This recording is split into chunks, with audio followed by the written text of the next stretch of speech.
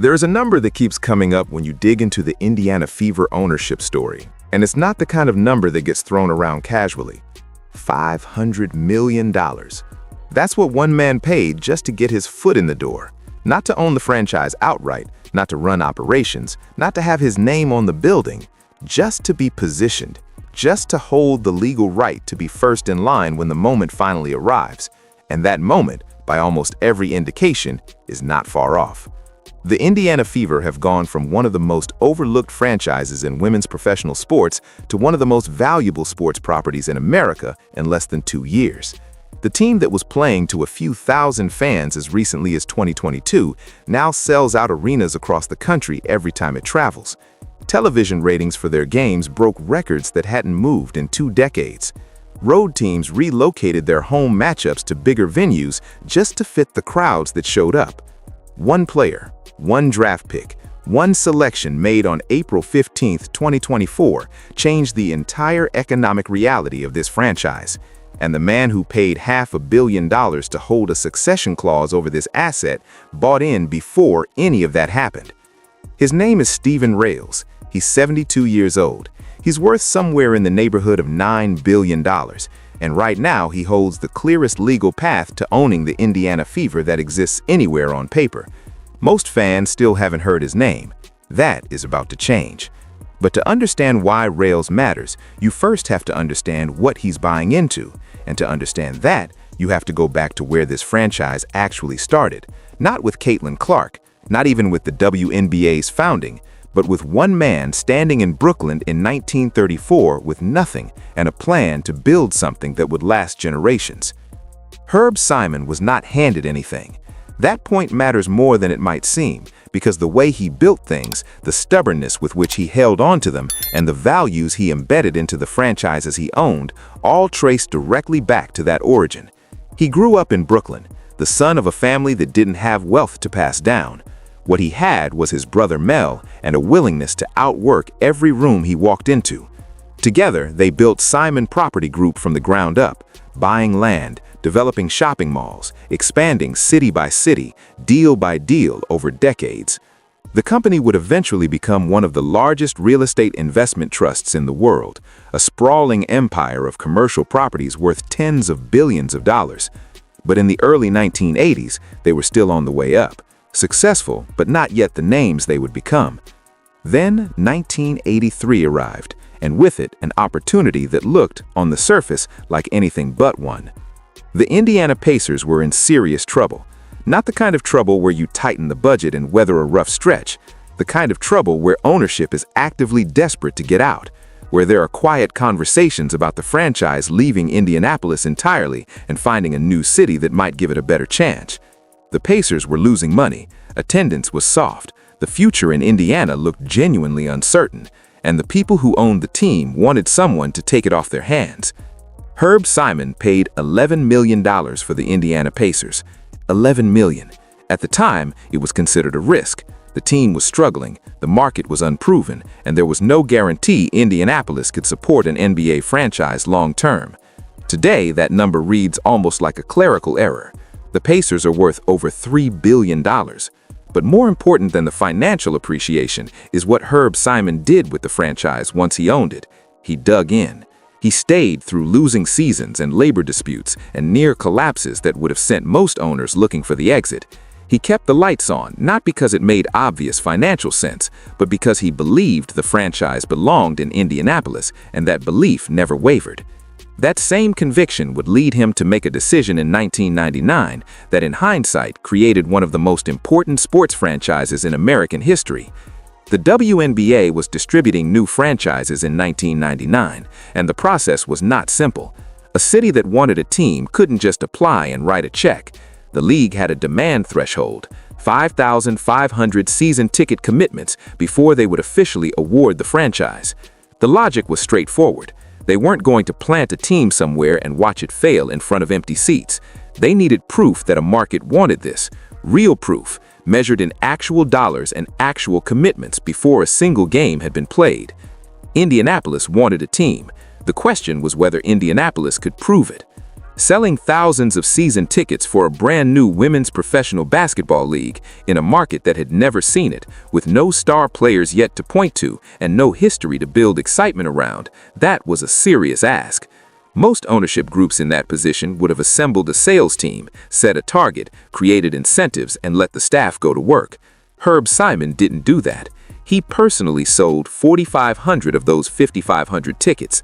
Not 500, not 100 as a symbolic gesture.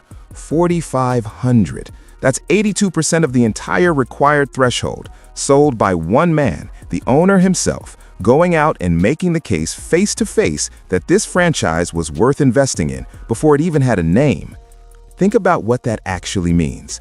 A billionaire real estate developer, already running one of the most successful property companies in the country, personally selling women's basketball season tickets in Indiana because he believed it mattered. That is not a passive owner. That is not someone who cuts checks and attends a few games a year. That is someone who takes ownership seriously as a word. The Indiana Fever were born from that effort, and almost immediately the franchise began testing exactly how serious that ownership was. The early years were brutal in a way that tends to get glossed over when people talk about the franchise's history today. 9 wins and 23 losses in the first season, arenas that were nowhere near full, a product on the court that was still finding its footing. The enthusiasm that had generated those 5,500 season ticket commitments had to survive contact with a team that was genuinely struggling to compete, and that kind of test tends to separate the owners who were in it for the right reasons from the ones who weren't. Herb Simon didn't cut and run, he kept investing. But by 2009, the situation had gotten to a point where the internal message inside the organization wasn't gentle anymore. The word that came down was blunt. Succeed on the court and at the box office, or the franchise's future in Indianapolis cannot be guaranteed. That was the reality. After a decade of trying to build something, the Fever was still fighting for survival in their own city. The math wasn't working, the crowds weren't growing fast enough, and without a player who could change the conversation, there was no obvious path forward. What saved the Indiana Fever was Tamika Catchings. She was already one of the most decorated players in the league before she delivered what the franchise needed most. 5-time Defensive Player of the Year, League MVP in 2011, the kind of player whose presence makes every aspect of a franchise better. Recruiting, development, marketing, ticket sales, the entire culture of the organization. She was the reason fans showed up even when the team was finding its way. She was the reason players wanted to come to Indiana. And in 2012, she delivered the one thing that can stabilize a franchise at a critical moment, a championship. The Fever won the WNBA title in 2012. Herb Simon was there for it, the owner who had kept the doors open through 9 and 23 seasons and near-empty arenas and internal ultimatums, watching his team celebrate on that floor. It was the kind of moment that validates a long bet, the kind of result that makes the difficult years seem worth it. And if you had frozen that moment and asked whether the Indiana Fever were going to be just fine going forward, the answer would have seemed obvious. It wasn't. Tamika Catchings retired in 2016. What followed was a collapse that nobody who watched it will easily forget. The franchise lost the gravitational center that had held everything together, and without her, the rot set in fast. By 2022, the Fever went 5-31. Not a rebuilding year, not a young team learning the game, an organization that had completely lost its footing, drawing a few thousand fans to games in a building that suddenly felt very large and very quiet. The team had become an afterthought in its own city, the kind of franchise that sports media barely mentions unless the news is bad.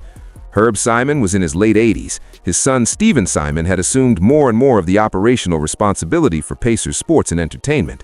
Herb had stepped back from the day-to-day, as you'd expect from a man who had spent 6 decades building and maintaining an empire of this scale.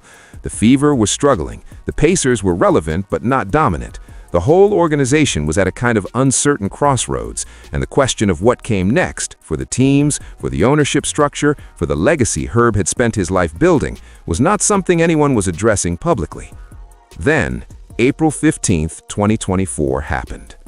The Indiana Fever selected Caitlin Clark with the first overall pick in the WNBA draft.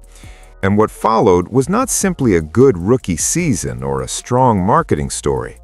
What followed was a complete restructuring of what a WNBA franchise could mean economically and culturally.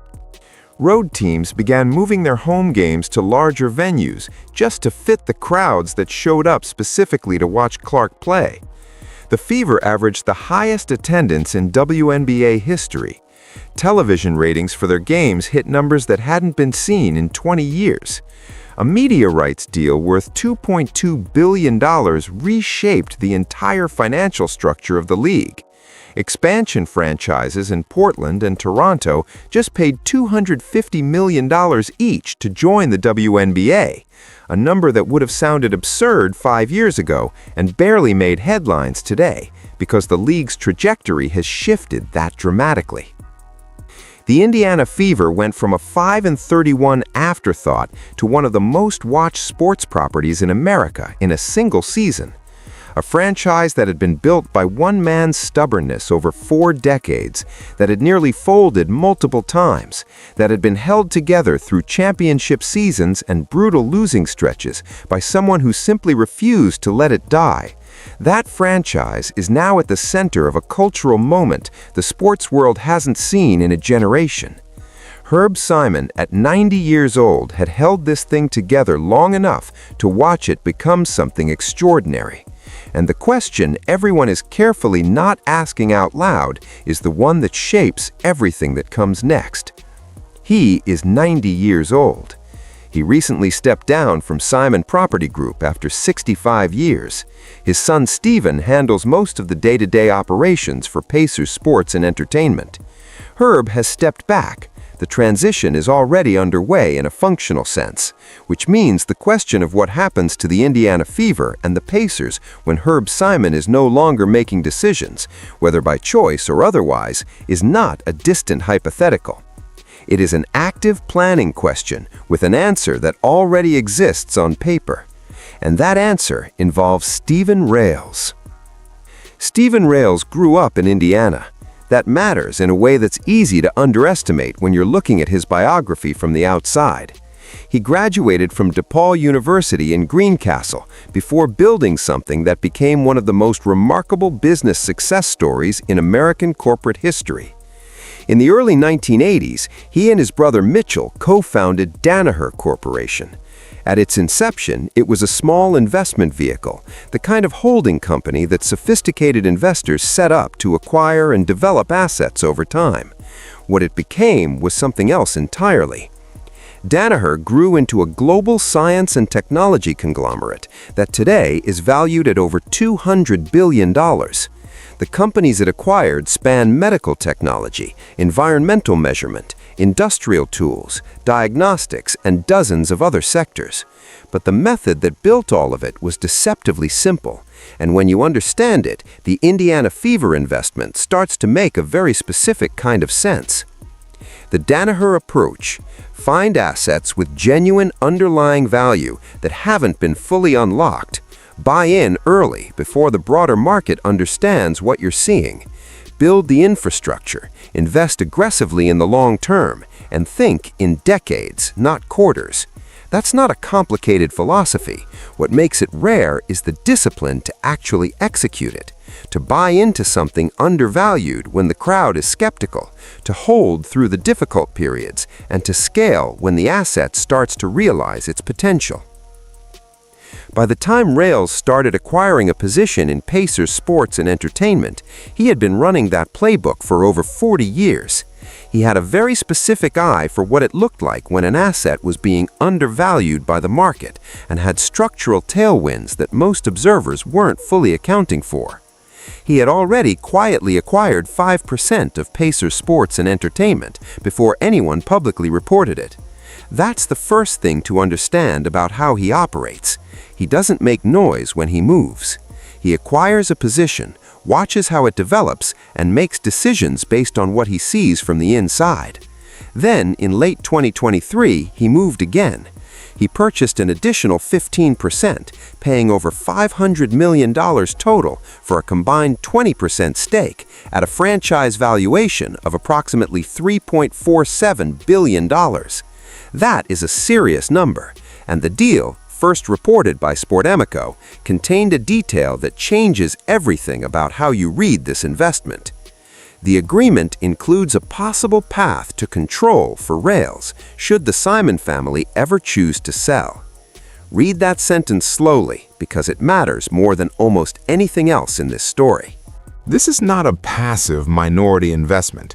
Passive minority investments don't come with succession clauses. Passive minority investors don't get legal priority over control of the asset when the controlling family decides it's time to move on. What Rales negotiated was not just a financial stake, it was a legal foothold. The kind of position a man takes when he's thinking about the next chapter, not just the one he's currently in. The kind of agreement you structure when you believe the asset is going to appreciate significantly, when you know the controlling ownership is aging, and when you want to make absolutely certain that if and when the moment comes, you are not scrambling to put together a bid alongside everyone else. He is already at the front of the line. He bought his way there. And here is what that foothold is actually worth today, compared to what it was worth when he structured it.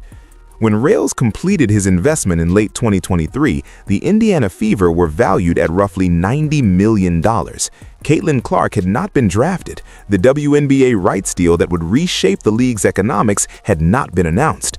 The expansion fees that would establish the floor for franchise valuations had not been set. Sportico's most recent estimates now put the Fever at over $300 million. The asset that Rales has a legal path to control has more than tripled in value in approximately 18 months.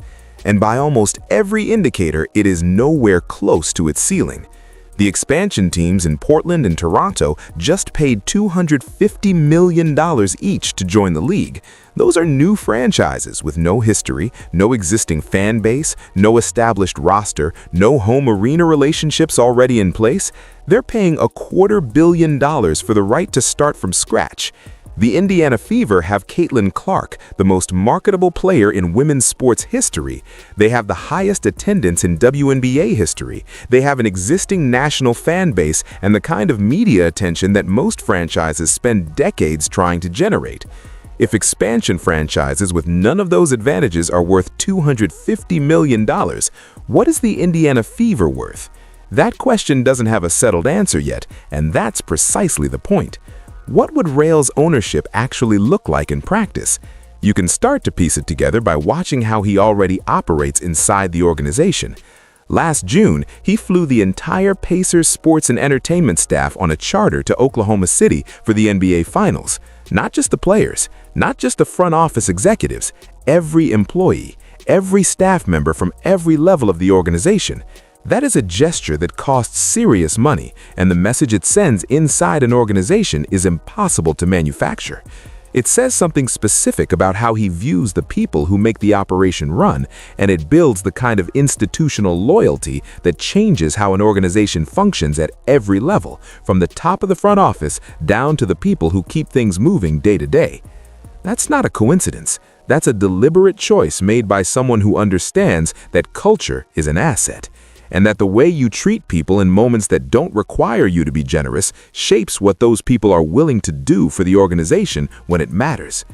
Then there's the Danaher playbook itself, applied specifically to what the Fever's situation looks like right now. The franchise is experiencing explosive brand growth, driven by a generational talent at the absolute center of it, but the infrastructure is still catching up to the moment. The Indiana Fever do not have a dedicated practice facility. Their new facility is not scheduled to open until 2027. Think about that gap. One of the most talked about sports franchises in America, drawing record attendance, signing the kind of national media deals that reshape league economics, and its players are still working within a facility situation that doesn't match the size of the moment. That gap between the asset's current value and its potential value, between what the franchise is generating right now and what it could generate with proper infrastructure in place, is exactly the kind of opportunity the Danaher model was built to identify and exploit. Rales has spent his entire career recognizing that gap and closing it. He built a $200 billion company doing exactly this. The Indiana Fever, in its current form, is a version of something he has been trained to see for 40 years. There are details about Herb Simon's intentions that add another layer of complexity to all of this.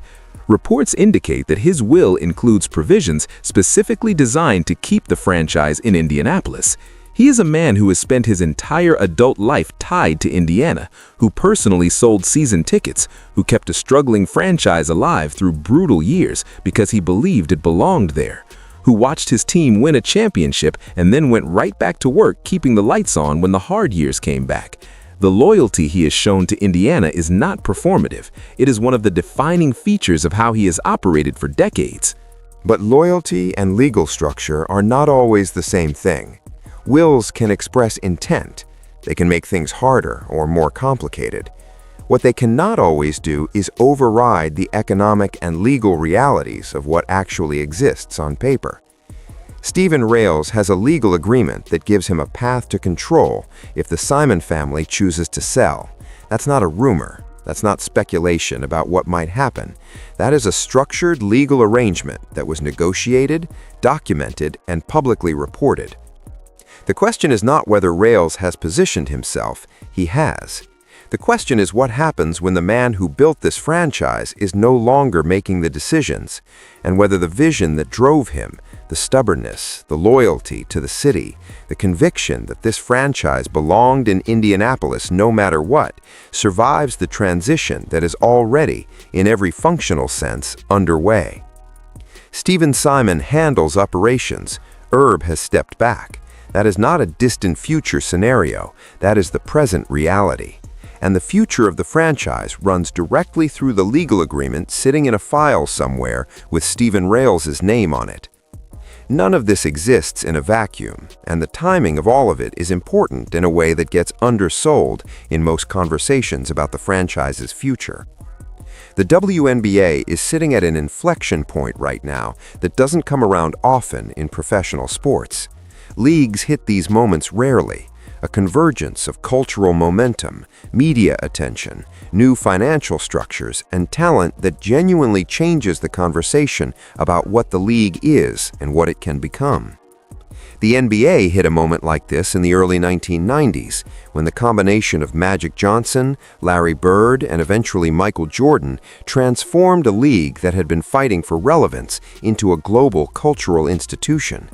The trajectory of that league from 1984 to 1994 is one of the great sports business stories of the last century. The people who were paying attention and positioned themselves correctly in that window made decisions that looked like obvious genius in retrospect and looked like calculated risk at the time. Being first, being committed, and being willing to invest in the infrastructure when most of the market was still skeptical about the ceiling, that's what separated the owners who got rich from that moment and the ones who missed it. Right now, a new collective bargaining agreement is being negotiated in the WNBA. The outcome of that negotiation will reshape every player contract structure and every revenue-sharing arrangement in the league. The deals that get made in that room will determine what the financial model of the league looks like for the next decade. Caitlin Clark's next contract will be negotiated in that environment. The revenue generated by her presence and by the media deals and sponsorship structures and attendance records she's driven is going to be part of that conversation in very concrete terms. The number reportedly being discussed in some corners of those negotiations has raised eyebrows even among people who cover sports business for a living. The WNBA is not where it was, and the Indiana Fever is not what it was. Both of those things are true simultaneously, and both of them matter to Steven Rales' position in a way that is hard to overstate. Here is what the whole picture looks like when you lay it out clearly. Steven Rales identified the Indiana Fever and the Pacers sports and entertainment umbrella as an undervalued asset with significant structural tailwinds. He acquired a 5% stake quietly, before anyone was reporting on it. Then, in late 2023, he paid over $500 million total to bring his stake to 20% and negotiated a succession clause that gives him legal priority over control of the franchise if the Simon family ever decides to sell. He did all of this before Caitlin Clark was drafted, before the $2.2 billion media rights deal, before expansion teams established a $250 million price floor for new franchises, before the Fever's valuation tripled. The asset has appreciated dramatically. The structural conditions that Rales identified, a league at an inflection point, a franchise with a generational talent at its center, infrastructure still catching up to potential, have only become more pronounced since he made his move. And the man who controls the succession decision is 90 years old. None of this is accusation. None of it is criticism. This is what sophisticated long-term investing looks like when it works. Rales did not manipulate anything. He read a situation correctly, moved early, structured his position intelligently, and now is waiting with more patience than most people are capable of, while the asset he's positioned himself to control continues to grow in value.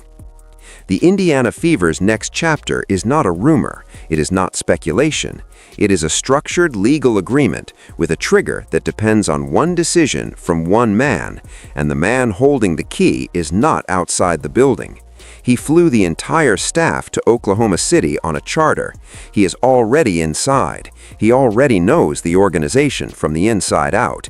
He has already demonstrated what kind of owner he is going to be when the moment finally arrives. The only question is when. And given Herb Simon's age, the functional reality of the transition that's already happening, and the legal structure already in place, the answer to that question is almost certainly sooner than the people who haven't been paying attention are prepared for. Herb Simon built something remarkable over 4 decades. He sold tickets himself when nobody else would. He kept a franchise alive through brutal years because he believed it belonged in Indiana. He was in the building when it won a championship, and he was still the owner when it went 5-31. He held on long enough to watch a 22-year-old from Iowa turn it into a global phenomenon. That is a legacy that deserves to be recognized on its own terms, completely separate from whatever comes next. What comes next belongs to Steven Rales. He paid $500 million for the right to say that, and by every available piece of evidence, he intends to collect. The door isn't locked. The key is already in the right hand. The only thing left is the moment it turns.